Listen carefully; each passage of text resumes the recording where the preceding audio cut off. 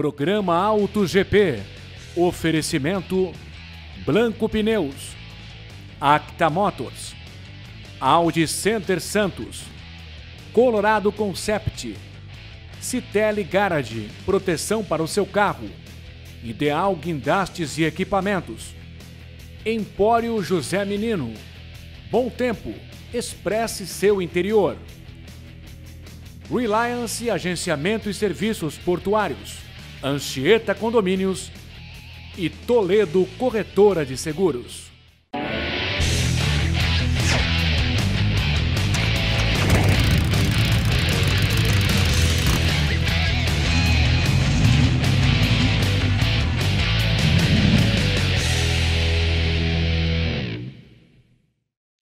Olá, tudo bem? Está começando mais um programa Auto GP. Inscreva-se no nosso canal no YouTube, ative o sininho para receber as nossas notificações. Bora acelerar com a gente! No programa de hoje você vai ver Volta no Tempo, a primeira viagem de automóvel no estado de São Paulo.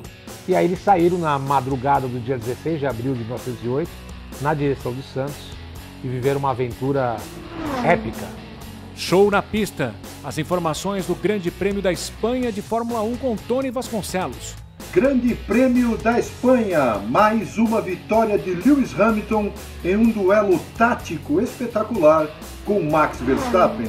E no Test Drive, o Kia Sportage. É a SUV mais bonita da categoria, com design premiado internamente e externamente.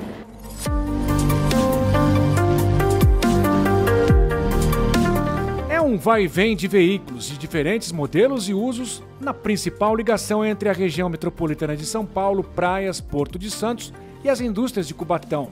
Em média, 100 mil veículos circulam no sistema Anchieta Imigrantes.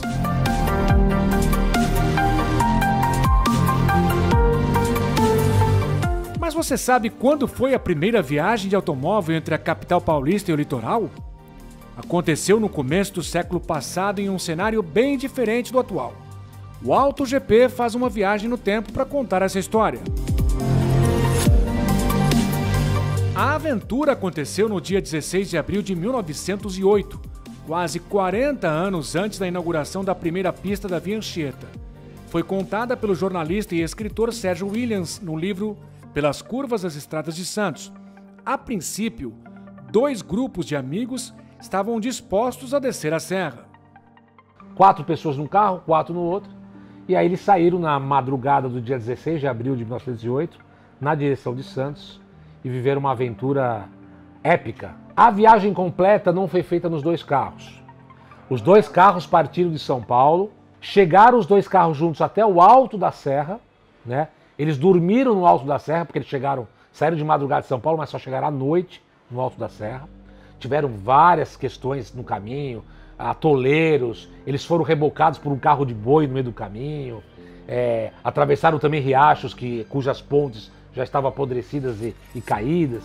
Mas o irmão dele, do Prado Júnior, não queria descer a serra, não queria ter mais uma aventura no dia seguinte, então um dos carros voltou para São Paulo. De automóvel, 4 pessoas precisaram de 37 horas para percorrer os 72 quilômetros do antigo caminho das carruagens. Hoje o percurso é feito em menos de 1 hora. A estrada que existia de São Paulo a Santos era uma estrada de 1840, né? Era uma estrada chamada Estrada da Maioridade. Era macadamizada, era toda feita de pedra, tinha uma manutenção, mas era uma estrada de terra, né? Com algumas pedras em alguns lugares. Tiveram que explodir pedras no meio do caminho, que barreiras que caíram, levaram dinamite, levaram pás. Essa foi a segunda viagem de carro no país. Sérgio Williams fez uma ampla pesquisa para contar a história em forma de romance. Até então, as viagens em direção ao Porto de Santos eram feitas apenas por carruagens e ferrovia, que foi inaugurada em 1867. No Brasil, entre a década de 1860 até esse momento, 1907, 1906, o Brasil já estava muito fortalecido no modal ferroviário, principalmente aqui no Sudeste. Então, São Paulo-Santos já existia ferrovia, São Paulo-Rio de Janeiro já existia ferrovia, para algumas cidades do interior já existia ferrovia. Então, e a ferrovia, ela trouxe o quê? Ela trouxe o conforto, trouxe a velocidade, trouxe a segurança. Porque antes da ferrovia, as pessoas viajavam de diligências, né? A façanha foi conseguida com um carro francês, Motobloc. O jornalista lembra que naquela época havia pouco mais de 20 automóveis em todo o estado de São Paulo. A própria mecânica ainda não era uma mecânica tão aprofundada, até porque o próprio combustível, né, era difícil, você não tinha uma produção de combustível para também abastecer um mercado com mais veículos, né? E a gente pode falar que 12 cavalos vapor hoje não é nada, mas na época eles andarem a 20 km por hora era um absurdo, né? Para eles era uma velocidade absurda, até porque não existia realmente estradas pavimentadas, né? E os pneus não eram de câmara, eram pneus de borracha mesmo, 100%, né? Era uma coisa dura. Então imagina você viajar quilômetros com carro, um pneu duro, né?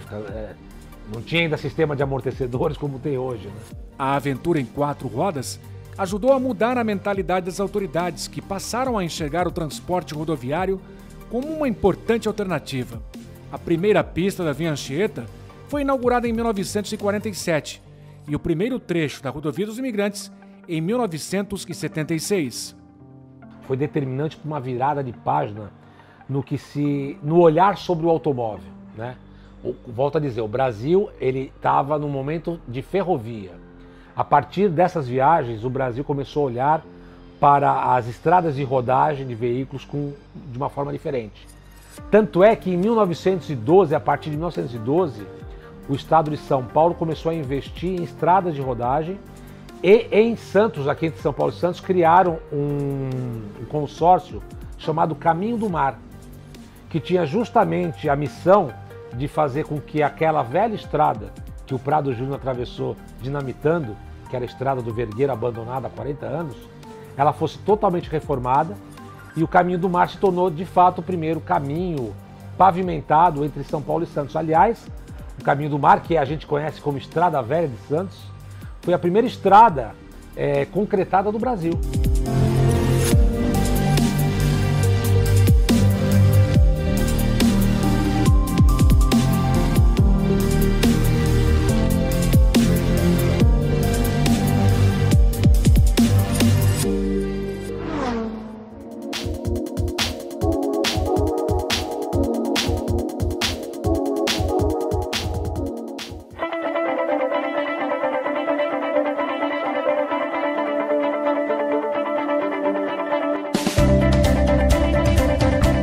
Os novos modelos elétricos da Audi rodam mais de 500 quilômetros. São 2 SUVs, o Q4 e-tron e o Q4 e-tron Sportback, os primeiros utilitários compactos da marca movidos a eletricidade. Os dois têm o mesmo comprimento, 4,59 metros. Os novos carros têm várias combinações de motorização. A versão de entrada do Q4 e-tron utiliza um conjunto elétrico de 170 cavalos com tração nas 4 rodas. Os modelos contam com faróis em LED de série e podem receber a tecnologia Matrix, opcional para o mercado europeu. As luzes diurnas podem ser personalizadas pelo condutor, que pode escolher até 4 assinaturas diferentes.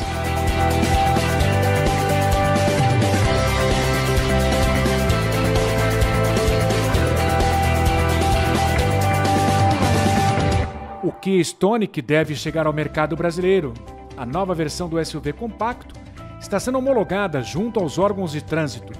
O Stonic será oferecido em 4 versões híbridas com motor 1.0 turbo, da família do 1.0 TGDI, do HB20 ao motor elétrico. O SUV poderá alcançar a velocidade máxima de 120 km por hora. O Stonic fez uma rápida visita ao Salão do Automóvel de São Paulo em 2018 e, nesse ano, já era vendido na Oceania, Europa e Ásia.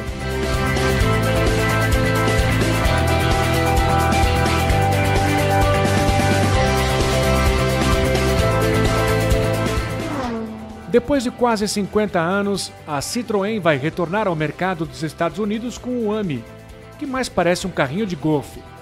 O Ami tem 2 metros e 41 centímetros de comprimento, 1,39 de largura e 1,52 de altura.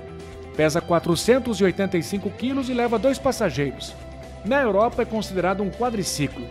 O modelo é equipado com uma bateria de 5,5 kW, que fornece 8 cavalos de potência. A velocidade chega aos 45 km por hora. O carrinho pode ser recarregado em até 3 horas em uma tomada de 220 volts, o que permite autonomia de 70 km.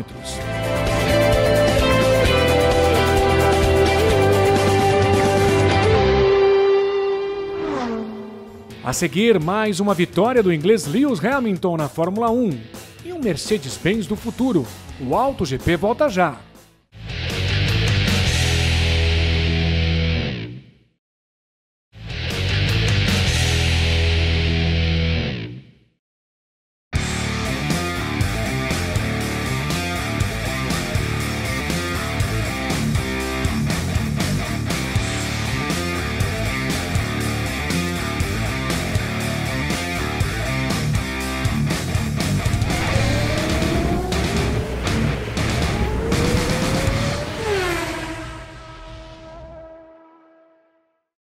Olá, meus amigos deste AutoGP. Vamos falar da Fórmula 1, do Grande Prêmio da Espanha, vitória de Lewis Hamilton. Agora, a gente fala vitória de Lewis Hamilton, poxa, mas mais uma vez foi uma corrida fácil. Não, uma corrida difícil, uma corrida taticamente complicada para o inglês, para a Mercedes-Benz, e que teve uma vitória valorosa sobre um adversário difícil que foi o Max Verstappen. É que a Red Bull, no meu entender, errou na tática, apesar de que poderia ter perdido com a mudança de tática, mas deveria ter feito essa mudança. Explico. Quando o Verstappen pulou à frente com os pneus macios da largada usados no Q2, assim como o Hamilton, e ele ganhou a ponta sobre o Hamilton, apesar da pole de número 100 do Lewis Hamilton, o Verstappen fez uma primeira parte de corrida muito boa. A Red Bull tinha um ritmo interessante, e o Hamilton poupou, observou se ele ia ficar mesmo em segundo ou ia conseguir a ultrapassagem. Na pista ia ser difícil sem uma vantagem que deixasse o Hamilton mais rápido. Se estivessem em condições iguais Red Bull e Mercedes, Barcelona é muito duro de ultrapassar, tanto é que mais de 90% das provas foram vencidas por pilotos na primeira fila nos últimos 30 anos. Então, essa questão deixou a Mercedes esperta com a tática. Quando dá troca para os pneus médios, o Verstappen voltou rápido e o Hamilton também, mas menos do que o holandês. E o Verstappen liderava quando a Mercedes mudou a tática. Chamou o Hamilton de novo, com 14 voltas do pneu médio apenas, e colocou novos pneus médios. E ao final da prova, o Hamilton tinha pneus 6 voltas mais novos do que o Verstappen e, sobretudo, a Mercedes gerenciou muito bem os pneus, o Hamilton, né? Gerenciou muito bem os pneus, não só as 6 voltas de vantagem que ele tinha em relação aos pneus do Verstappen, como o desgaste da Mercedes ainda inferior ao desgaste da Red Bull. Então o Verstappen ficou sem ter o que fazer. Como disse o Verstappen, usando a expressão inglesa sitting duck, que ele era um pato sentado. Como os ingleses e norte-americanos falam, que o pato fica parado na mira do caçador, né? É o pato sentado, como eles usam quando alguém não tem reação para alguma coisa que vai acontecer. E aí o Hamilton foi para cima e não teve nem briga. Foi uma grande vitória do Lewis Hamilton, né? De número 98, ele parte aí para tentar a 100ª vitória. E nós sabemos que a Mercedes tem cartas na manga durante a corrida muito mais do que a Red Bull. A Red Bull melhorou o seu carro, fato. Só que a Mercedes também já melhorou desde o começo do ano. A Red Bull anda sempre no gargalo, como a gente diz, em cima. O Verstappen leva o carro às vezes nas costas, sem poder errar. E o Hamilton tem um pouquinho mais de folga com o carro que usa. Então isso tem dado esta vantagem à Mercedes, principalmente no terço final da prova. E aí foi o que aconteceu no Grande Prêmio da Espanha, em mais uma vitória espetacular de Lewis Hamilton. Mas ele é responsável por essa vitória fantástica, porque ele consegue fazer aquilo, por exemplo, que Michael Schumacher fazia. Andar muito forte antes do pit e andar muito forte depois do pit. E na fase final, ele andou muito forte com o jogo de pneus médios depois do segundo pit. Muito forte, até o fim. E isso garantiu a ele uma grande vitória. O terceiro lugar do Bottas, que foi um escudeiro, né? Não brigou com o Verstappen, deixou o Hamilton passar, fez o papel dele, né? E em quarto lugar tivemos um Charles Leclerc, uma Ferrari que melhorou muito. A Ferrari tem ainda problemas principalmente nas saídas de curva, tem algumas questões que terão realmente que ser resolvidas, mas é um carro que melhorou, não tem comparação com o carro do ano passado. Agora, como a Fórmula 1 está muito apertada em termos de tempo, a Ferrari ainda não conseguiu seu pódio, que seria o ideal aí se o Leclerc tivesse conseguido o pódio em cima do Valtteri Bottas. O Sérgio Pérez chegou na quinta colocação. O Pérez, a Red Bull está aí de olho porque ele está se adaptando, mas o Pérez precisa, de qualquer maneira, melhorar o seu desempenho, porque o Sérgio Pérez tem a necessidade, a Red Bull tem a necessidade de ter dois carros, brigando pelos construtores, o campeonato, e brigando para realmente perturbar na pista aqueles que incomodam o Verstappen. Imaginem os senhores que o Pérez estivesse à frente, né, do Valtteri Bottas, quem sabe até à frente do Lewis Hamilton, numa tática ousada, andando junto com o Verstappen. A corrida teria sido diferente. Então a Red Bull tem um carro só. Eu percebo que isso tem sido muito difícil para a Red Bull e os dirigentes têm deixado claro que há muito tempo tem procurado um piloto que possa acompanhar o Verstappen, pelo menos na tática de corrida, né? Tivemos entre os 10 primeiros vários destaques. Eu fico aí com o Esteban Ocon em nono lugar. Mais uma vez, a Alpine andando de forma espetacular. O Alonso acabou não pontuando, mas o Esteban Ocon foi muito bem. E na outra corrida, as Alpine pontuaram em Portugal e realmente tem tido uma evolução muito grande essa equipe. O Esteban Ocon, que é piloto do Toto Wolff, que é empresário dele. Reparem, apesar de ligado à Renault, é um piloto ligado à Mercedes através do Toto Wolff. No meu entender, Esteban Ocon é um piloto sensacional. Um piloto para o futuro da Fórmula 1, ao lado de Charles Leclerc, ao lado de Carlos Sainz Jr., ao lado de Max Verstappen. Então realmente é um grande piloto, o Ocon, que também pontuou nesta prova da Espanha.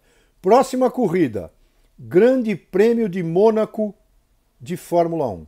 Tradicional, espetacular, as grandes vitórias de Senna, e nós vamos mostrar aqui no AutoGP um pouco da história do Grande Prêmio de Mônaco, essa corrida que é fantástica, que acontece desde 1929 lá no Principado, no sul da França. É isso, meus amigos. Fiquem conosco aqui no AutoGP que tem muito mais. Até a próxima. Tchau.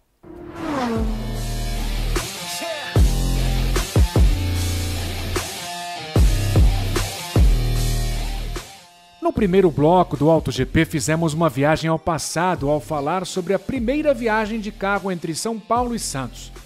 Bora embarcar rumo ao futuro!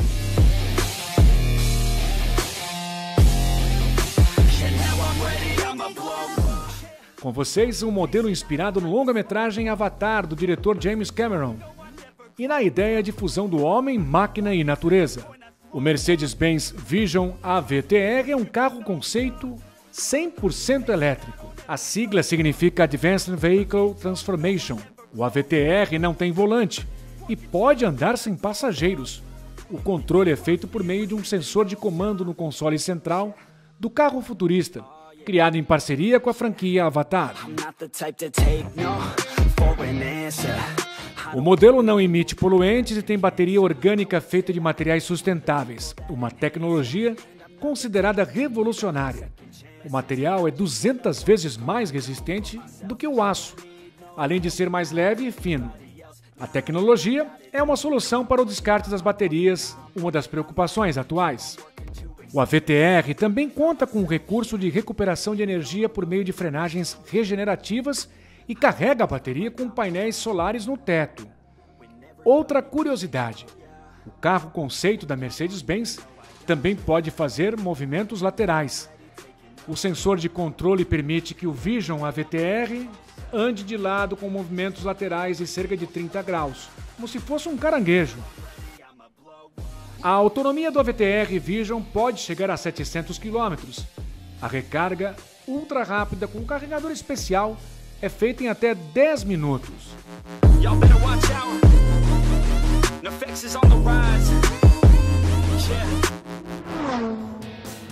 Daqui a pouco no AutoGP tem o Kia Sportage no Test Drive. Não saia daí!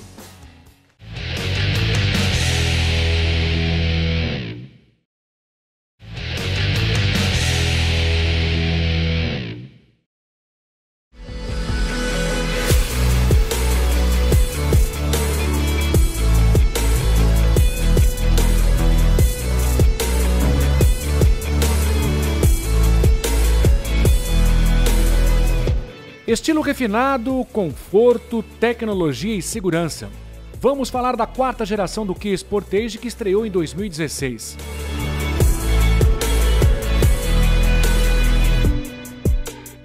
Na frente, faróis de neblina, cubo de gelo em LED divididos por uma haste horizontal que segue até a entrada de ar.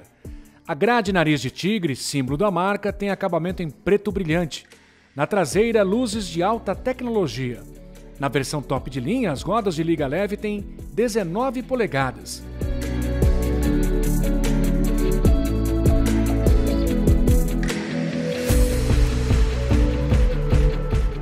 A Sportage tem a assinatura do premiadíssimo estúdio da Kia, com essa frente que ela remete muito a Maserati, né? O carro foi muito feliz, é a SUV mais bonita da categoria, com design premiado internamente e externamente. Realmente eu acho que no ponto de design ela é um dos top 10 da categoria. O Sportage conta com retrovisores elétricos. O porta-malas tem espaço para 503 litros. O SUV tem duas versões equipadas com motor 2.0 flex de 167 cavalos. A direção é elétrica. O Sportage tem transmissão automática de 6 velocidades com trocas sequenciais. Muito bom para dirigir na cidade. Agora, quem gosta de emoção pode utilizar essas alavanquinhas aqui bem pertinho do volante. Os pedal shifts para a troca de marchas manuais.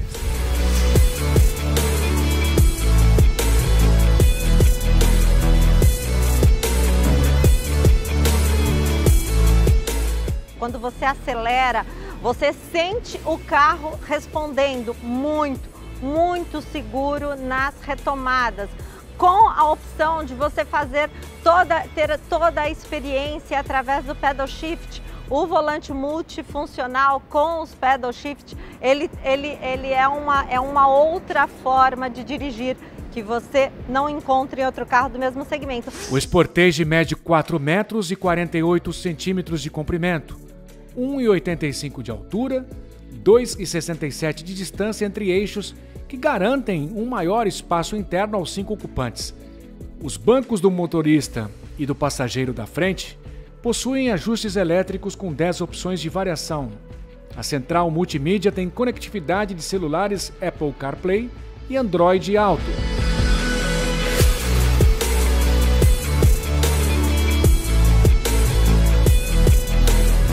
Outra comodidade, o freio de estacionamento tem acionamento eletrônico. O SUV também oferece vários dispositivos de segurança: airbags frontais, laterais e de cortina, sistema antibloqueio ABS, controle de estabilidade de tração. Na hora de dirigir, você sente o quanto o carro ele é encostado no chão, quanto ele responde de maneira segura na curva.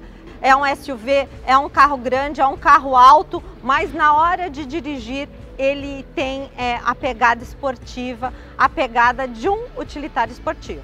Se o motorista esquecer de acender as luzes, não tem problema. O acendimento dos faróis é automático. Sensores de pressão dos pneus alertam o motorista sobre possível vazamento.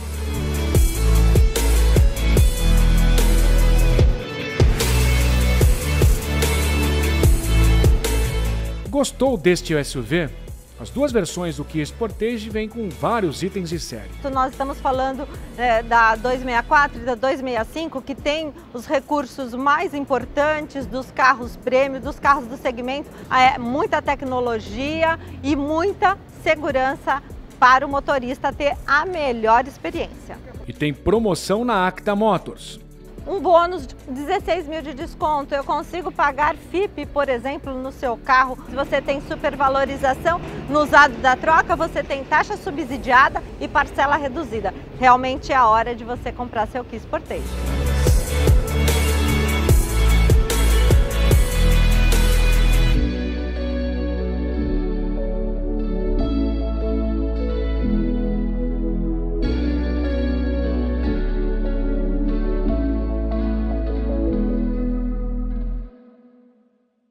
O AutoGP está terminando. Não se esqueça de se inscrever no nosso canal no YouTube, ativar o sininho para receber as nossas notificações. Mais uma vez, obrigado pela sua companhia. Eu te espero na próxima semana, hein? Até lá, tchau!